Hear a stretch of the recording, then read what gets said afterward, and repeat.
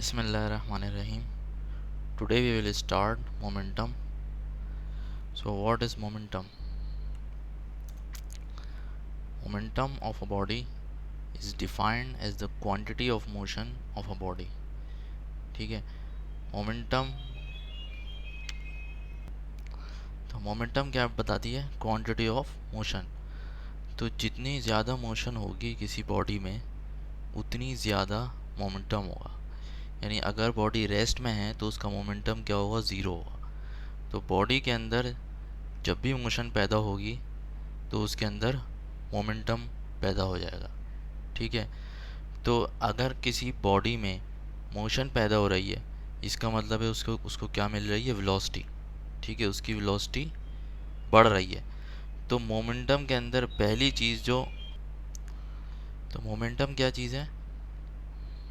Velocity multiply mass. जब हम दूसरी डेफिनेशन में पढ़ेंगे, momentum is defined as the product of mass and velocity of a body. ठीक है. Product of mass and velocity. तो पहली चीज़ है मास और दूसरी चीज़ है वेलोसिटी.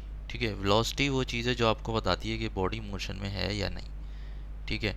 वेलोसिटी अगर ज़ीरो होगी तो बॉडी रेस्ट में होगी. वेलोसिटी अगर ज़ीरो से ज़्यादा होगी तो बॉडी मोशन में होगी. तो मोमेंटम के फॉर्मूले में भी हम यही दो चीज़ें पढ़ते हैं, मास एंड वेलोसिटी. ठीक है. तो मैथमेटिकली इसको इस तरह लिखेंगे, momentum is equal to mass multiply velocity. ठीक है. तो मास वेलोसिटी का क्या प्रोडक्ट है. It is denoted by P. Its ऐसा unit is kilogram metre per second. यानी मास का यूनिट हो गया किलोग्राम और मीटर पर सेकंड वेलोसिटी का यूनिट हो गया. अच्छा. It is a vector quantity. ठीक है. तो ये एक वेक्टर क्वांटिटी भी है. क्यों? क्योंकि वेलोसिटी जो है वो एक वेक्टर क्वांटिटी है. इस वजह से मोमेंटम भी जो है एक वेक्टर क्वांटिटी. नाउ अब हम पढ़ते हैं law of conservation of momentum.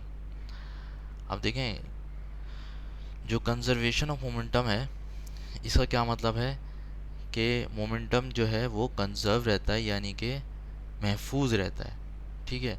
किसी भी सिस्टम का, सिस्टम से मुराद ये है कि कोई, जैसे ये दो बॉल्स हैं. ठीक है. ये दो बॉल्स नज़र आ रही हैं हमें. इनका जो मोमेंटम होगा वो हमेशा कंजर्व रहेगा. टोटल मोमेंटम कंजर्व से मुराद ये है कि हमेशा सेम रहेगा. ठीक है. तो इसकी स्टेटमेंट क्या होगी? The law the momentum of an isolated system. ठीक है. आइसोलेटेड सिस्टम से मुराद क्या है? Which is not acted upon by any external force. ठीक है.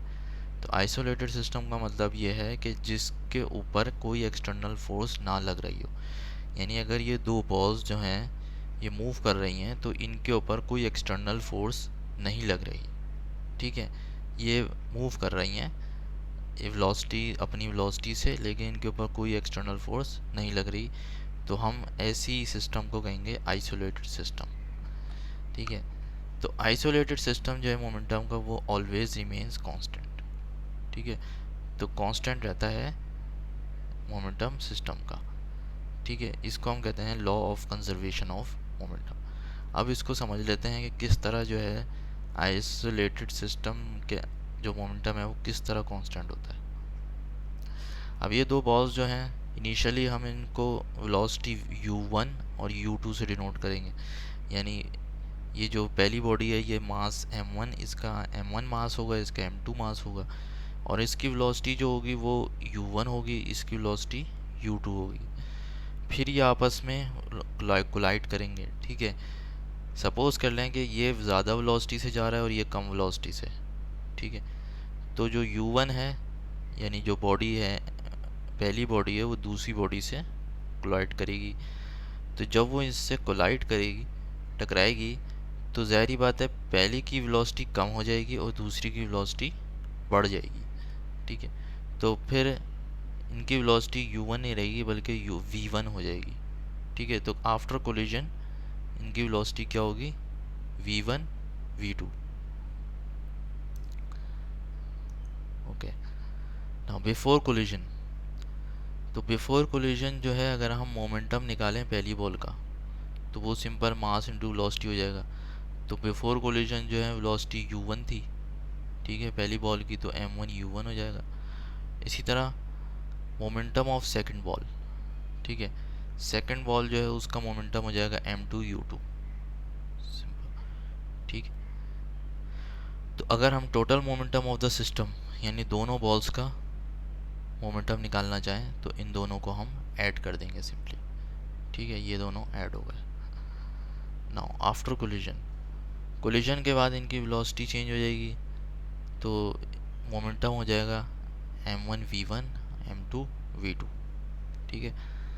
तो आफ्टर कोलिजन जो टोटल मोमेंटम आएगा वो क्या आएगा, इन दोनों का ऐड कर देंगे, m1 v1 plus m2 v2। तो law of conservation of momentum के मुताबिक कोलिजन से पहले जो मोमेंटम था, टोटल मोमेंटम बिफोर कोलिजन, वही मोमेंटम होगा कोलिजन के बाद। तो collision after collision total momentum क्या हो जाएगा, ये दोनों बराबर हो जाएंगे, ठीक है।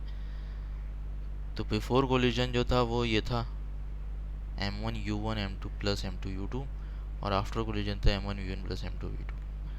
तो ये दोनों को हम इक्वल रख देंगे, ठीक है। तो ये हो जाएगी, ये है law of conservation of momentum की मैथमेटिकल एक्सप्रेशन,